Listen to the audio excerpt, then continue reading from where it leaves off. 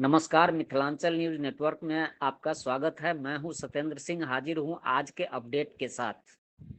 दरभंगा की बहुप्रतीक्षित मांग बुधवार को पूरी हो गई। प्रधानमंत्री नरेंद्र मोदी दरभंगा एम्स का शिलान्यास किया। पटना के बाद राज्य का यह दूसरा एम्स का निर्माण होगा।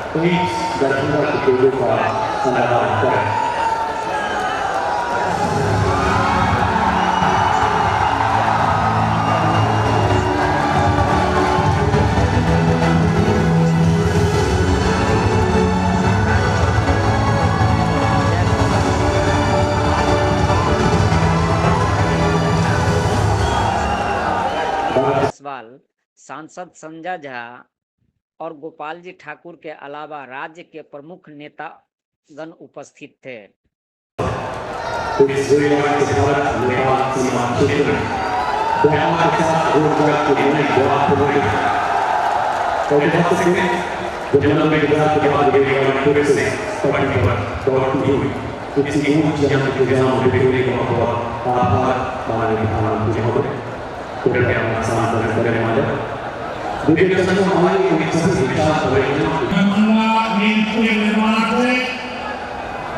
बिहार के स्वास्थ्य क्षेत्र में बहुत बड़ा परिवर्तन आएगा। इसे मिथिला, कोसी और तिरहुत क्षेत्र के अलावा पश्चिमबंगा और आसपास के कई क्षेत्र के लोगों के लिए दरभंगा को, मिथिला को, पूरे बिहार को इन विकास कार्यों के लिए बहुत बहुत बधाई देता हूं। साथियों, हमारे देश में सबसे बड़ी आबादी गरीब और मध्यम वर्ग की है और बीमारी भी सबसे अधिक इन्हीं वर्गों को प्रभावित करती है। इस वजह से इलाज पर इनका खर्च भी बहुत ज्यादा होता है।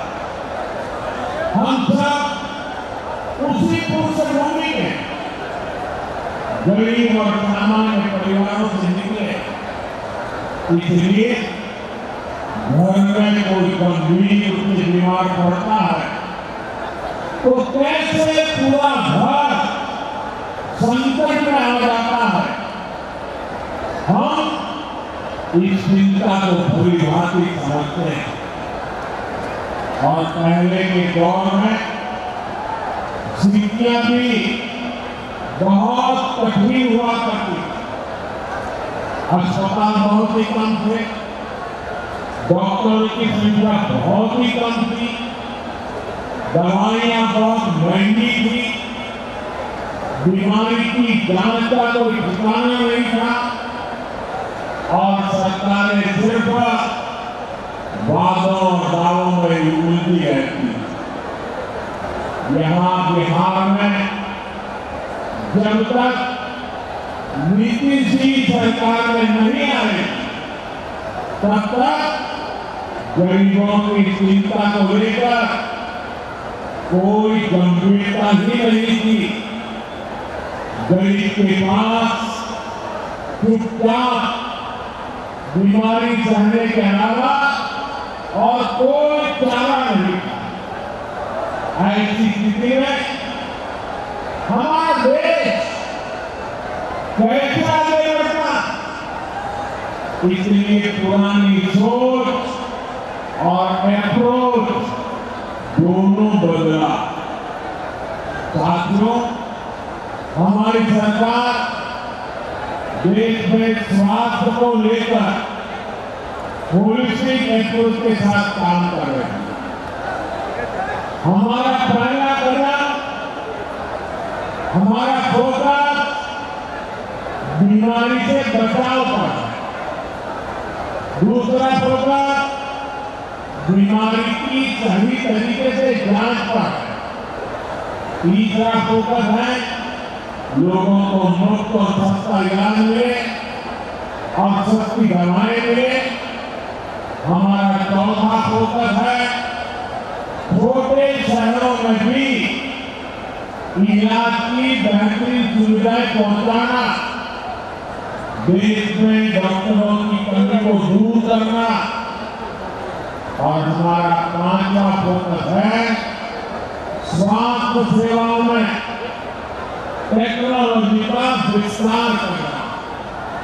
भाइयों और बहनों, कोई परिवार नहीं चाहता कि उसके घर में कोई बीमारी पड़े, शरीर स्वस्थ रहे।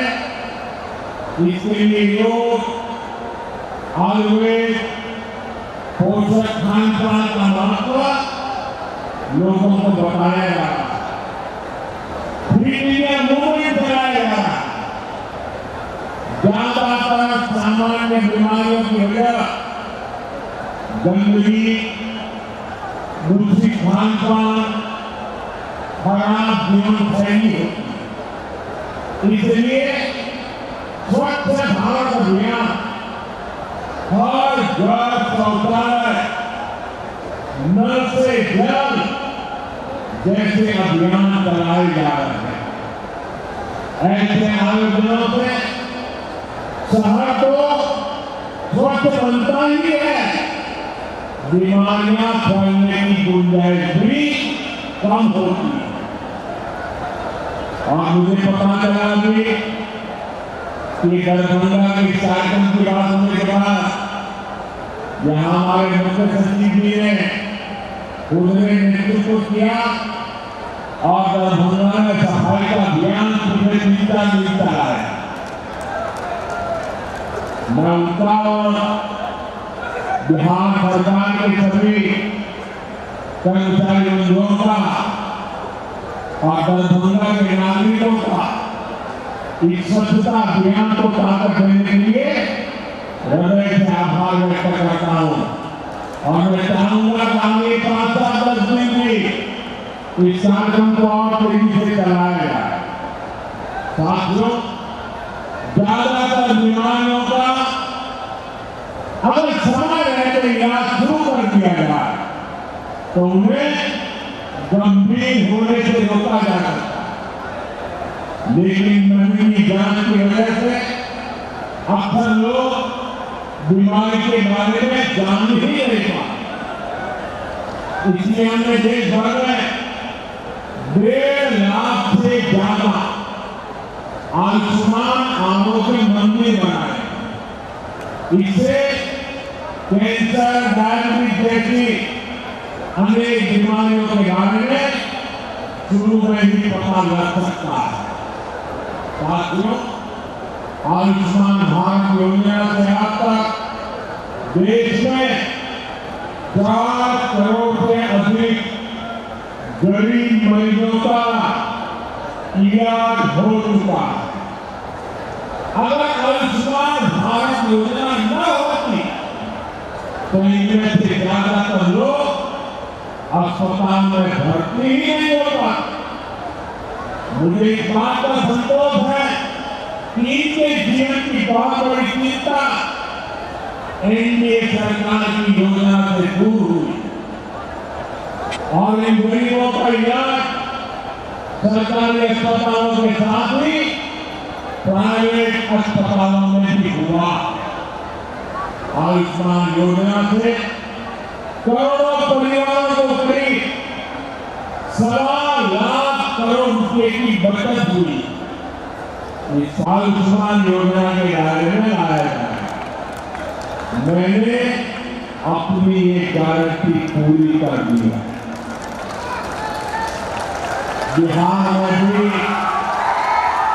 70 साल से ऊपर के जितने भी बुजुर्ग हैं, परिवार की कमाई कुछ भी हो, उनके लिए मुफ्त इलाज की सुविधा शुरू हो गई है। बहुत जल्द सभी बुजुर्गों के पास आयुष्मान वय वंदना कार्ड होगा। आयुष्मान के साथ साथ जन औषधि केंद्र पर बहुत ही कम कीमत में दवाइयां दी जा रही है। साथियों, बेहतर आरोग्य का हमारा चौथा कदम है छोटे शहरों में भी इलाज की बेहतरीन सुविधाएं पहुंचाना, डॉक्टरों की कमी को दूर करना। आप देखिए, आजादी के 60 सालों तक देश में सिर्फ एक ही एम्स था और वो भी दिल्ली में। हर गंभीर बीमारी के लोग दिल्ली एम्स का रुख करते थे।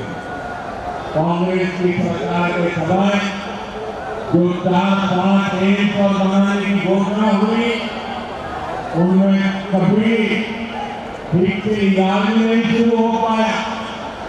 हमारी सरकार ने अस्पतालों की बीमारियों को भी दूर किया और देश के कोने कोने में नए एम्स भी बनाए।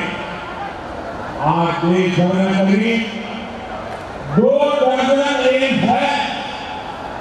बीते 10 सालों में देश में मेडिकल कॉलेजों की संख्या भी करीब 2 गुनी हुई है। इसे इलाज की सुविधा तो मिली है, बड़ी संख्या में हमारे युवा डॉक्टर भी बने। दरभंगा एम्स से भी हर वर्ष बिहार के अनेक युवा डॉक्टर बनकर सेवा के लिए निकलेंगे।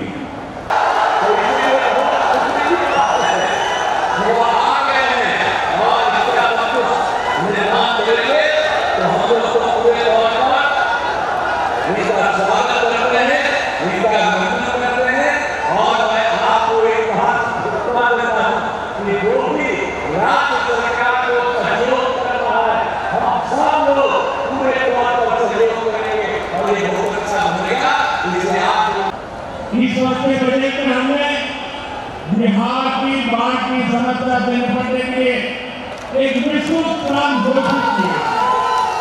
मुझे विश्वास है नेपाल के साथ मिलकर हम इस समस्या को हल कर पाएंगे। इससे जुड़े 11,000 करोड़ रुपए पैकेज के प्रोजेक्ट पर भी हमारी सरकार काम कर रही है। साथियों, हमारा बिहार भारत की विरासत का बहुत बड़ा केंद्र है। इस विरासत को संजोना हम सभी की जिम्मेदारी है। इसलिए एनडीए सरकार विकास भी बोलना जरूरी है, इन्हें बचाना भी जरूरी है। हाल में हमने पाली भाषा को शास्त्रीय भाषा का दर्जा दिया। इस भाषा में भगवान बुद्ध के संदेश और बिहार के प्राचीन गौरव का विस्तृत वर्णन, इसकी जानकारी युवा पीढ़ी तक पहुंचाना जरूरी है।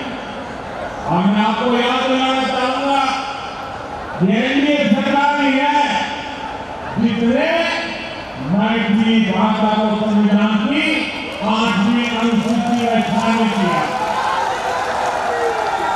दरभंगा में एम्स के निर्माण से बिहार के लोगों को काफी अच्छी चिकित्सा सुविधा उपलब्ध होगी। और एक बात हम आपको बताना चाहते हैं कि 2003 में तत्कालीन आदरणीय प्रधानमंत्री श्री अटल बिहारी वाजपेयी जी के कार्यकाल में पहली बार एम्स का पटना में उन्होंने निर्माण का निर्णय किया था 2003 में। और आप जानते ही हैं कि बिहार में एम्स बन गया और काफी लोग देखने जाते हैं और काफी अच्छे पटना का पहला था और दूसरा दरभंगा का है। इसे होना चाहिए ये सब कहा, लेकिन सरकार ने ये निर्णय ले लिया कि यहाँ पर बनेगा और हम सब जगह लोगों का विरोध करते थे। और एक बात तो हम 2020 में तत्कालीन केंद्रीय स्वास्थ्य एवं परिवहन कल्याण मंत्री आदरणीय जेपी नड्डा जी पटना आए थे और यहाँ पर बहुत लोग हैं जो सब लोग शामिल थे।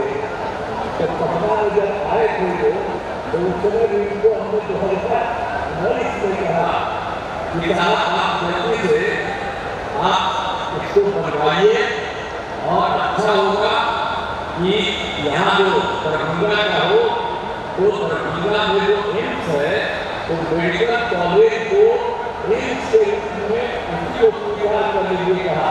उन्होंने कहा कि लेकिन बाद में उसके स्वीकार में थोड़ा सा दिक्कत कई तरह से हो रहा था तो अंत में ये हो गया कि भाई ठीक है तो यहाँ पर बनेगा।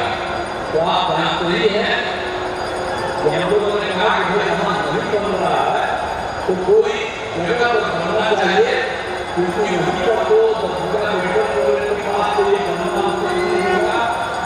लेकिन क्या यहाँ के लोग वगैरह ने देखा कि कौन सी जगह है बाहर जो आप यहाँ पर आए हैं यही जगह ये वही जब बोले तो देखे तो हमने कहा कि आपको और बता देते हैं कि हम लोगों ने यहाँ पर बन रहा है इसको आपने स्वीकार कर लिया ये बहुत अच्छा बनेगा।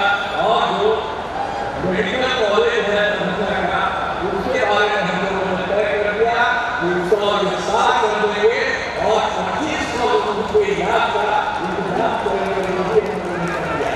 तो जो देश का हमारे बिहार का दूसरा बात है पटना नहीं बना तो पटना वाला के पास और इसके लिए बड़ी खुशी की बात है दरभंगा एम्स के लिए बहुत अच्छी बात हो जाएगी। तो हर तरह से जो आप समझ लीजिए कि जैसा आपने कहा कि भाई पहले हम बोल रहे भाई एम्स जो बन जाएगा इस बार साथ में दरभंगा शहर का और विस्तार होगा और इतना बढ़िया बनेगा इतना अच्छा होगा कि सब कुछ बहुत खुशी है। और इसलिए हम लोगों को सबको ये खुशी है कि दरभंगा एम्स के निर्माण की स्वीकृति हो रही है और आप आदरणीय श्रद्धेय प्रधानमंत्री जी आदरणीय नरेंद्र मोदी जी आज यहाँ पर पधारे हैं और ये शुरू कर रहे हैं और ये सारी आप बता देंगे तो आप समझ लीजिए कि हम लोग जो सोचते हैं उससे भी ज्यादा बढ़िया ये बनाएंगे ये हमको मानकर इधर ये खुद आ गए हैं। आप सब लोग आप करिए पूरा मंगल करिए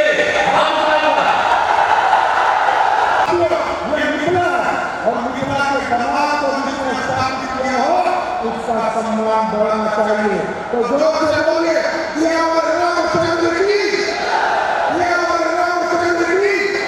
और लोगों ने संकल्प लिया है आदरणीय मुख्यमंत्री नीतीश कुमार के नेतृत्व में जिस तरह उत्तर प्रदेश में राम मंदिर का स्थापना किया गया है उसी तरह सीतामढ़ी में भगवान राम जी का जन्म स्थान है वहाँ एक भव्य सीता मंदिर बनाने का भी काम बिहार के लोग करेंगे। इसलिए तमाम लोगों से आग्रह करेंगे कि देश के यशस्वी प्रधानमंत्री को विशेष तौर पर धन्यवाद देंगे कि एक से 7 साल लगभग 12,000 करोड़ की परियोजना को बिहार में रोड बिजली और रेलवे से जुड़ी योजना है उसका शिलान्यास करने आ रहे हैं। इसलिए मैं प्रधानमंत्री जी को और माननीय मुख्यमंत्री नीतीश कुमार जी को विशेष तौर पर धन्यवाद देते हुए एम्स निर्माण के लिए भारत सरकार को देने का काम किया है।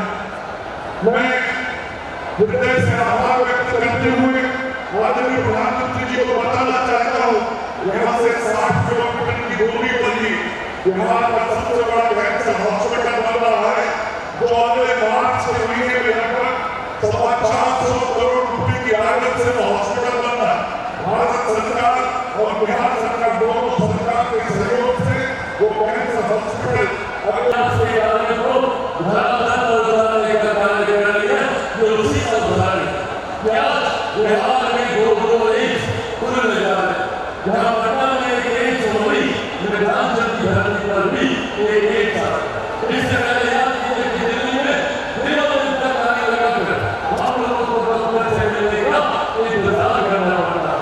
ये हमारे प्रधानमंत्री जी का प्यार है बिहार और बिहार वासियों के प्रति जिसका हम सब ये उनका भी सम्मान करते हैं। पर ये बात हम लोगों को भी भविष्य में याद रखने की जरूरत है कि एक ऐसा प्रधानमंत्री